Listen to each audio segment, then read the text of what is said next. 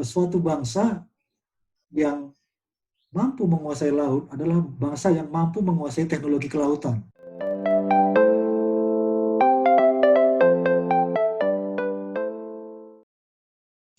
Assalamualaikum warahmatullahi wabarakatuh. Bersama saya Ais, selamat datang di podcast Ala-Ala, Anak Laut, Asli Laut. Halo teman-teman semua, bagaimana kabarnya hari ini? Semoga sehat selalu dan tetap produktif ya, walaupun berkegiatan di rumah aja. Hari ini Ais akan ajak kalian untuk mengulik lebih dalam lagi tentang hal seputar kelautan yang tentunya akan membuat kita lebih tahu, bukan hanya tahu. Dan kesempatan kali ini tentu saja Ais tidak hanya sendiri, karena telah hadir di sini bersama kita Bapak Profesor Henry M. Manik, SPI, MT, PhD. Selamat siang, Bapak. Selamat siang, Ais. Ya, bagaimana kabarnya, Pak? Sehat? Baik, tetap sehat, produktif. Alhamdulillah, Pak. Tetap produktif ya, Pak, meskipun work from home ceritanya sekarang. Betul. Oke, kesibukannya sekarang masih seperti biasa, Pak? Mengajar gitu? Mengajar, kemudian juga menguji. Jadi menguji ini tidak hanya IPB, termasuk mahasiswa di luar IPB ya. Jadi seperti misalkan besok saya menguji mahasiswa S3 program doktor di program studi Teknik Elektro Institut Teknologi Surabaya. Nah, itu di mana mereka riset tentang akustik komunikasi bawah air, kira-kira seperti itu. Berarti masih tetap produktif ya Pak, meskipun di rumah. Siap. Nah, sedikit informasi nih mengenai narasumber kita yang luar biasa pada hari ini. Bapak Profesor Henry ini merupakan Kepala Program Studi Pasca Sarjana Teknologi Kelautan dari Institut Pertanian Bogor. Beliau menempuh studi S1 di Ilmu dan Teknik Kelautan IPB University, kemudian melanjutkan S2 di Geofisika Teknik Institut Teknologi Bandung, kemudian menempuh program S3 di Marine Aquatic Engineering University Jepang. Betul ya Pak ya? Ya, betul, siap.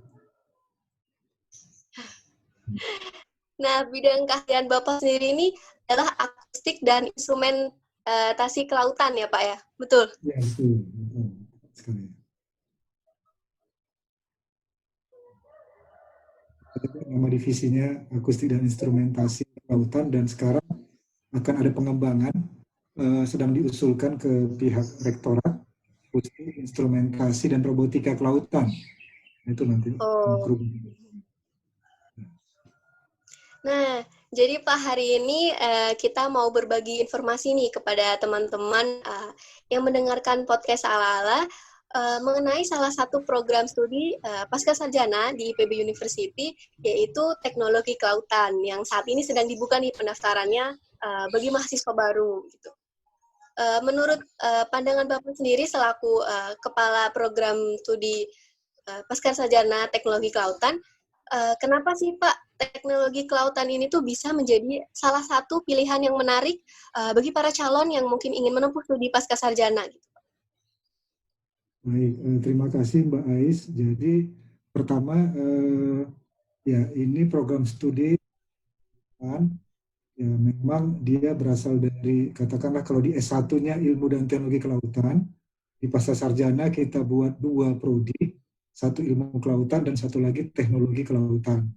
Nah, Teknologi Kelautan ini memang lebih banyak diampu oleh 2 divisi. Jadi yang pertama akustik dan instrumentasi kelautan, dan penginderaan jauh dan sistem informasi geografi kelautan. Jadi core-nya di situ. Jadi 2 divisi ini sebagai pengampunya, walaupun nanti di dalam proses pembimbingan tesis tetap ilmu kelautan. Nah, di teknologi kelautan memang tujuannya adalah karena kita melakukan, tujuannya adalah eksplorasi sumber daya dan lingkungan laut. Nah, yang disebut dengan eksplorasi kan kita memerlukan suatu teknologi, ya. Nah, teknologi ini bisa satu misalkan lewat penginderaan jauh satelit, ya.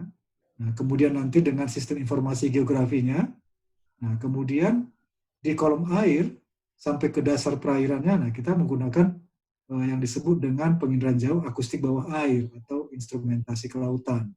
Nah, yang kita eksplorasi itu ya, tidak hanya sumber daya, tetapi juga lingkungannya. Jadi sumber daya bisa ada dua, hayati dan non hayati. Jadi kita terbuka besar peluang ya. Jadi kalau misalkan seperti sekarang mahasiswa program studi teknologi kelautan ini tidak hanya membahas tentang katakanlah untuk bidang perikanan, tetapi juga sudah berbicara tentang sedimen dasar laut. Ya, jadi yang sekarang juga banyak mahasiswa-mahasiswa tidak hanya dari katakanlah fresh graduate, tetapi juga dari instansi-instansi seperti TNI Angkatan Laut, ya.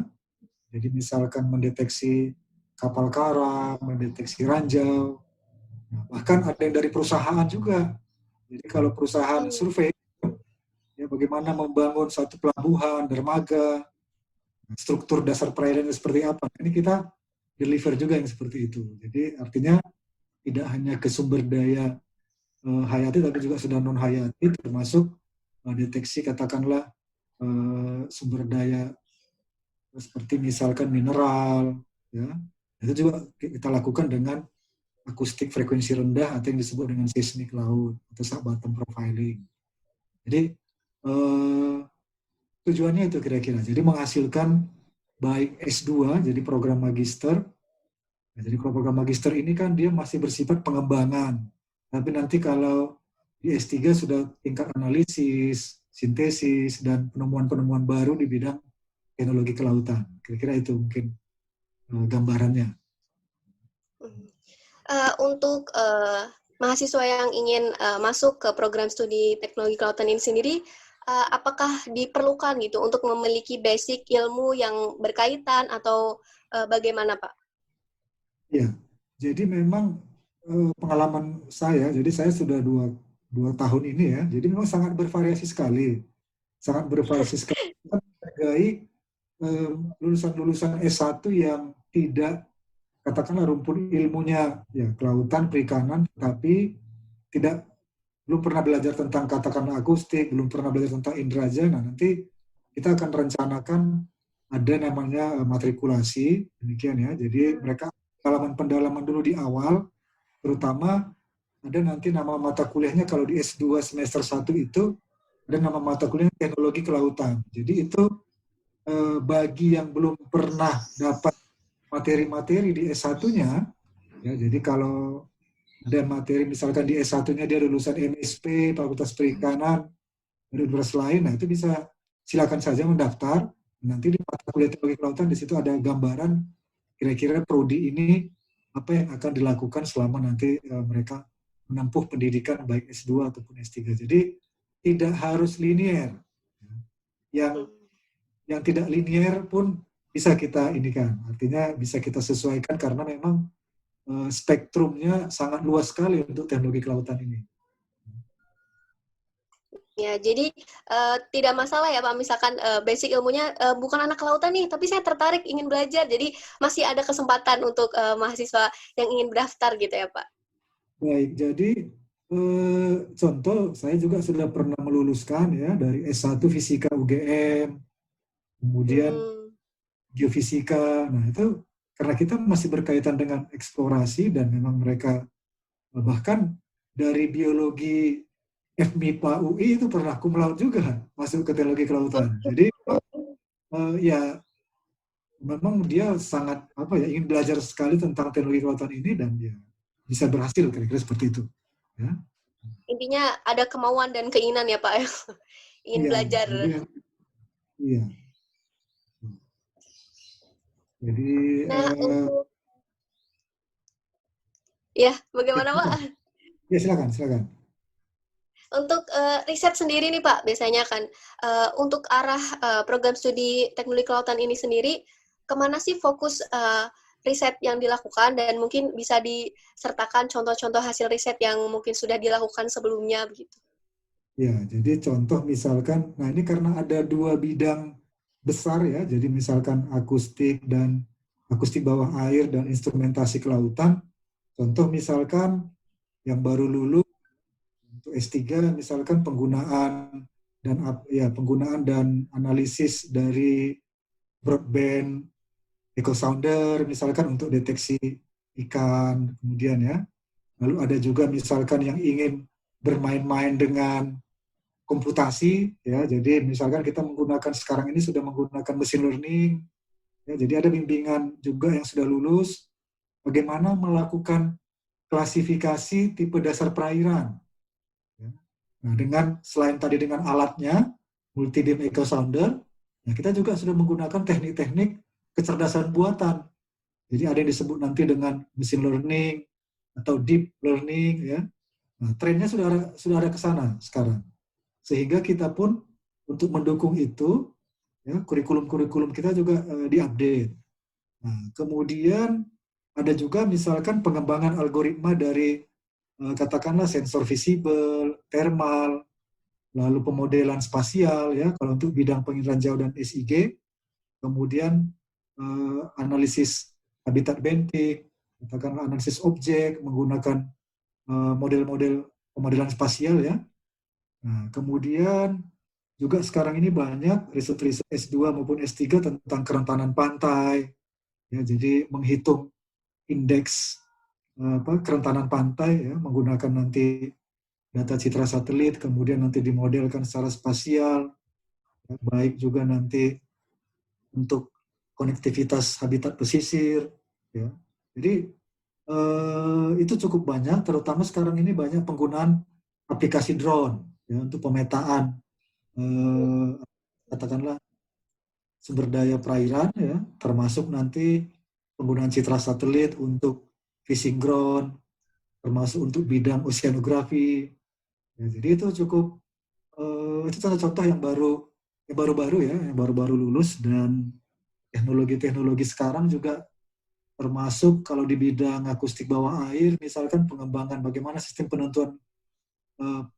menentukan posisi di bawah air. Kan kalau di udara kita menggunakan GPS, ya kan? Tapi kalau di air ini, nanti kita menggunakan sistem akustik bawah air.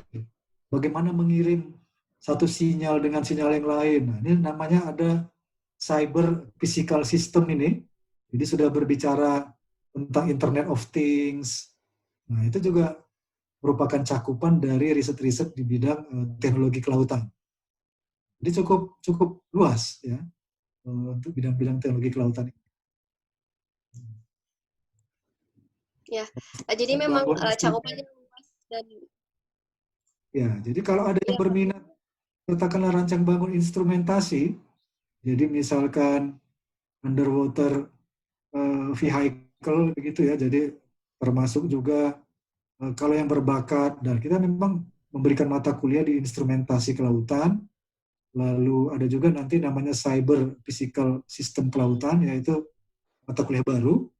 Nah, jadi bagaimana sistem transmit datanya sehingga bisa kita terima secara real time, ya, kita yang ada di laboratorium, misalkan sistem lewat Internet of Things ataukah lewat sistem telemetri misalkan, ya. Nah, ininya. Jadi kan itu sudah dipaparkan nih Pak, ya, contoh-contoh hasil risetnya. Kalau untuk melakukan riset sendiri nih Pak, misalkan program studi teknologi kelautan ini apakah menjalin kerjasama begitu dengan universitas lain mungkin, atau dengan instansi atau badan yang terkait begitu Pak? Baik, jadi ya memang betul kita tidak bisa lepas sendiri. Jadi yang utamanya misalkan kita bekerja sama dengan misalkan Angkatan Laut, ya, jadi Pusat Hidrografi dan Oceanografi Teknologi Angkatan Laut, ya. Nah, jadi kita kerjasama baik riset, termasuk juga pendidikan dan pembimbingan. Jadi pembimbingan juga kita selalu bersama. Selain itu, ya, selain dengan TNI Angkatan Laut, kita juga kerjasama dengan katakanlah Badan Informasi Geospasial, lalu LAPAN, ya, Lembaga Penerbangan Antariksa Nasional, kemudian Puslitbang Geologi Laut. Ya, jadi cukup banyak, ya, lembaga-lembaga riset baik yang dalam negeri, dan juga kita beberapa tahun terakhir ini sudah bekerja sama dengan perguruan tinggi luar negeri juga. Ya, jadi itu ketertarikannya nanti kalau ada yang berminat, ya, bisa kita kirim 6 bulan gitu di Jepang, Amerika, itu sangat dimungkinkan. Jadi memang sangat membantu ya Pak kerjasama ini. Jadi bisa meningkatkan kolaborasi begitu ya Pak ya.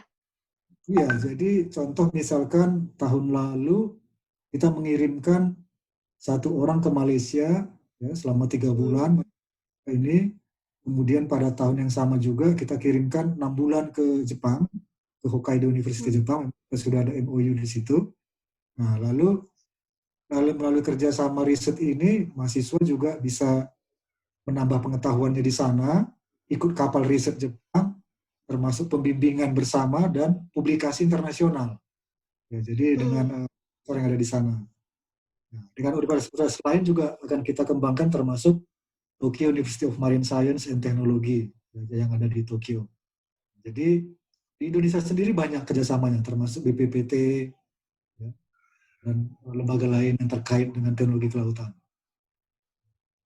Jadi memang paket lengkap lah ya Pak. Jadi mahasiswa ikut kolaborasi, mendapatkan ilmu yang banyak, terus juga bisa ikut sumbangsi menghasilkan suatu karya yang bisa berguna lah bagi Indonesia begitu ya Pak. Iya, betul sekali, karena memang lulusan-lulusan kita ini sudah menyebar cukup banyak, ya. Jadi termasuk yang saya sebutkan tadi di Badan Informasi Geospasial, ya. Nah, itu sudah ada. Kalau di BIG itu kan tidak hanya katakanlah penginderaan jauh satelit ya atau sistem GIS, tapi juga ada divisi pemetaan dasar laut. Dan di situ lulusan-lulusan tadi yang berkecimpung di bidang akustik bawah air itu banyak diterima di sana, termasuk di BPPT, kemudian nanti katakanlah menjadi dosen, ya, dosen, peneliti, prekayasa, lalu ini marine surveyor. Jadi bekerja sebagai tenaga survei di laut, termasuk yang bekerja di perusahaan-perusahaan. Ya, jadi itu kita sudah dapatkan data tracing lulusan. Nah, jadi artinya peluangnya sangat besar karena memang program studi teknologi kelautan unik ya di Indonesia. Saya katakan teknologi kelautan ini baru kita yang membukanya, yang menyelenggarakan. Jadi memang secara prospek itu sebenarnya lulusan teknologi kelautan ini sangat dibutuhkan gitu ya Pak. Sangat istilahnya terbuka lebar gitu peluangnya untuk bekerja di dunia kerja nantinya gitu. Betul, jadi contoh ya karena kita visi pemerintahan ini kan, poros maritim ini, jadi memang yang menyelenggarakan atau mengisi peluang-peluang dalam bekerja untuk dalam prospek poros maritim, lulusan teknologi kelautan ini sangat diperlukan ya. Nah, jadi contoh misalkan minggu lalu saya dihubungi oleh Kementerian Koordinator Kemaritiman, ya bagaimana untuk memantau kapal selam yang lewat di perairan Indonesia misalkan. Nah, di sini kan tantangan teknologi kelautan ini. Kita harus pasang sensor di sebelah mana, sensor apa dan sebagainya. Nah, itu kira-kira ininya. Peluang-peluang untuk bekerja membangun Indonesia sangat tinggi, kira-kira seperti itu, Mbak. Jadi memang ini menjadi salah satu daya tarik sendiri gitu ya Pak dari program studi teknologi kelautan. Jadi bagi teman-teman mungkin yang ingin tertarik dan ingin melihat peluang yang ada, teknologi kelautan ini menjadi salah satu pilihan yang sangat menjanjikan gitu ya Pak untuk di era-era modern sekarang ini. Karena memang ya yang namanya teknologi selalu update, ya kita berusaha untuk dalam mendeliver mata kuliah, kita selalu juga melihat kiranya trending topiknya marine technology ini seperti apa di dunia. Nah, bisa kita pelan-pelan kita untuk mengadopsi ya, dan kita introduksi ke mahasiswa, nanti mahasiswa yang mengembangkan katakanlah ide untuk melakukan penelitian, kira-kira seperti itu. Ya, jadi karena memang ilmu ini akan selalu berkembang ya Pak, karena memang teknologi akan selalu berkembang setiap pertambahan zaman gitu ya Pak ya. Iya, jadi contoh misalkan kita dulu misalkan sulit ya membedakan ini spesies ikan misalkan, karena Indonesia kan multi spesies ya. Nah, sekarang dengan teknologi kecerdasan buatan ini, ya kita sudah kembangkan misalkan bagaimana teknologi machine learning atau artificial neural network ya untuk membedakan jenis kelamin ikan pun sudah memungkinkan. Sudah. Ya, membedakan life form terumbu karang untuk pendaratan kapal selam dan sebagainya. Jadi hal-hal sedemikian teknologi-teknologi ini selalu update ya, karena memang perkembangan teknologi juga akan maju terus kan seiring dengan teknologi. Iya Pak, tadi kan sudah dijelaskan nih betapa prospek kerjanya lulusan teknologi kelautan ini sangat menjanjikan. Terus kalau dari segi prestasi sendiri nih Pak, yang mungkin sudah dicapai oleh program studi pasca sarjana teknologi kelautan IPB University ini, dari mungkin akreditasinya, terus pencapaian-pencapaian yang telah dicapai oleh staf pengajar maupun mahasiswanya mungkin Pak, bisa sedikit dijelaskan.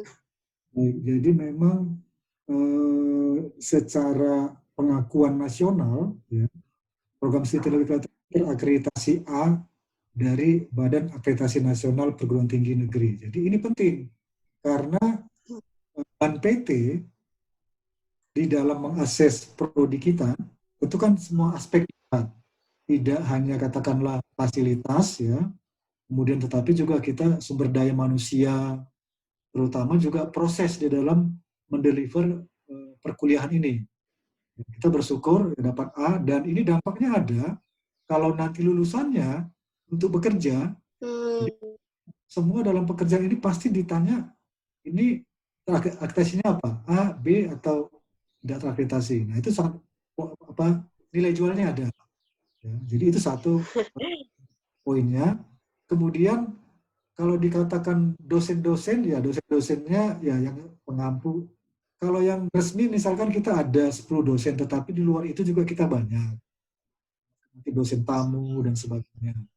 Ya, jadi kalau prestasi mahasiswa misalkan ya contoh kita pernah mendapatkan katakanlah dibiayai oleh negara ya dosen untuk menyelenggarakan program namanya ada PMDSU.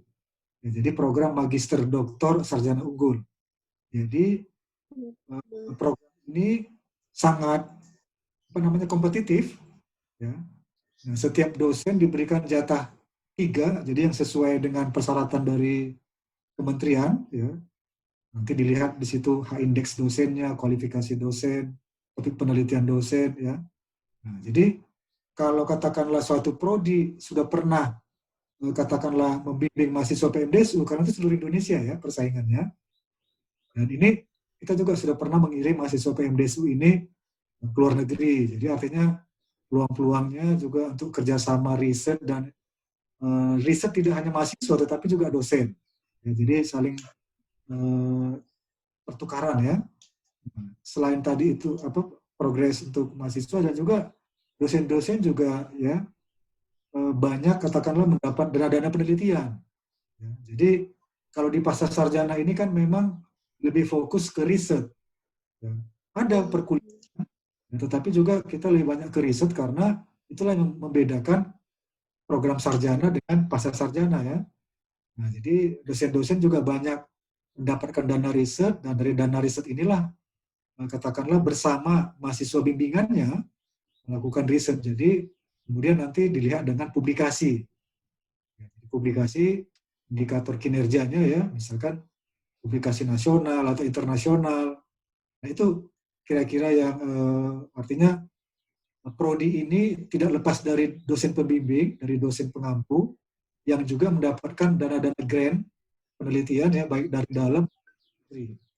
Nah, jadi ini juga prestasi-prestasi sehingga mahasiswa sangat terbantu ya untuk melakukan aktivitas penelitiannya, kira seperti itu. Jadi memang program studi pasca sarjana teknologi kelautan IPB ini memang sangat unggul dari prestasinya, dan memang secara prospeknya pun nanti lulusannya pun sangat menjanjikan gitu ya Pak. Jadi sangat bisa menjadi salah satu pilihan program studi bagi para fresh graduate mungkin, atau para ahli yang ingin mendalami teknologi kelautan untuk memilih salah satu program studi pasca sarjana teknologi kelautan, yaitu di IPB University ini. Mungkin terakhir nih Pak, bagi para istilahnya dikasih statement terakhir gitu. Apa sih yang membuat teknologi kelautan ini sangat dibutuhkan dan lulusannya ini nantinya akan sangat dibutuhkan oleh kemajuan teknologi kelautan khususnya di Indonesia dan mungkin di dunia, dan kenapa harus di IPB gitu Pak? Mungkin Ya, statement terakhir. ya, pertama saya katakan bahwa Indonesia ini sangat luas sekali lautannya ya. Nah, suatu bangsa yang mampu menguasai laut adalah bangsa yang mampu menguasai teknologi kelautan. Ya, jadi di laut ini adalah perangan teknologi sebenarnya. Jadi kami mengundang baik yang katakanlah calon-calon mahasiswa, mari bergabung dengan Prodi Teknologi Kelautan untuk sama-sama kita mengembangkan teknologi kelautan ini sesuai dengan bidang atau minat yang nanti akan ditekuni ya. Jadi kita ada akustik, instrumentasi, dan robotika kelautan, kemudian nanti ada penginderaan jauh, satelit, dan sistem informasi geografi kelautan. Ya, jadi dengan kita mengembangkan teknologi kelautan, yakinlah kita bisa mengembangkan kelautan di Indonesia ini. Tentu saya katakan banyak sumber-sumber yang bisa kalian dapatkan. Pertama misalkan lewat selain misalkan siswa instansi ya, dari Kementerian Kelautan Perikanan misalkan atau dari LIPI, ada juga sekarang di Indonesia ini adalah memberikan beasiswa yang namanya dari Lembaga Pengelola Dana Pendidikan atau LPDP Kementerian Keuangan. Jadi kita juga banyak ya menerima mahasiswa-mahasiswa itu dan sangat potensial dan sangat prospek untuk maju dalam pengembangan teknologi kelautan Indonesia. Saya kira itu. Ya, terima kasih Profesor Henry untuk kesempatan dan waktunya untuk berbagi informasi nih kepada teman-teman semua. Jadi mungkin menambah wawasan kita, ternyata teknologi kelautan ini tuh sangat terbuka lebar doh peluangnya gitu ya. Semoga Bapak tetap sehat ya Pak ya. Terima kasih. Terima Ya, kasih. dan terus mengabdi Pak untuk mencerdaskan kehidupan bangsa. Terima kasih Mbak Ais. Ya, sampai ketemu di lain kesempatan lagi ya Pak. Terima kasih atas waktunya. Mari, selamat siang. Ya. Nah, teman-teman, sayang sekali karena memang waktu yang sangat terbatas nih. Semoga informasi-informasi yang tadi sudah disampaikan oleh Profesor Henry bisa mewakili pertanyaan-pertanyaan teman-teman seputar program studi teknologi kelautan yang ada di IPB University. Untuk informasi seputar penerimaan mahasiswa baru, program magister dan doktor teknologi kelautan, kalian bisa cek langsung di admisi.ipb.ac.id karena sekarang masih dibuka untuk tahap kedua penerimaan mahasiswa barunya, yaitu tanggal 13 Mei sampai 28 Juli 2020. Jadi, jangan sampai ketinggalan untuk kalian-kalian yang ingin mendalami nih tentang teknologi kelautan. Nah, untuk informasi lebih lanjut tentang kegiatan dan sharing diskusi tentang seputar kelautan lainnya, kalian bisa cek di akun Instagram kita di @itk.ipb dan website ITK di itk.ipb.ac.id. Dan kalian juga bisa kunjungi channel YouTube Marine Science Technology untuk mendapatkan informasi seputar kelautan lainnya. Dan untuk teman-teman semua, tetap jaga kesehatan dan tetap produktif meskipun masih berkegiatan di rumah. Sampai jumpa lagi di podcast ala-ala selanjutnya. Wassalamualaikum warahmatullahi wabarakatuh. See you!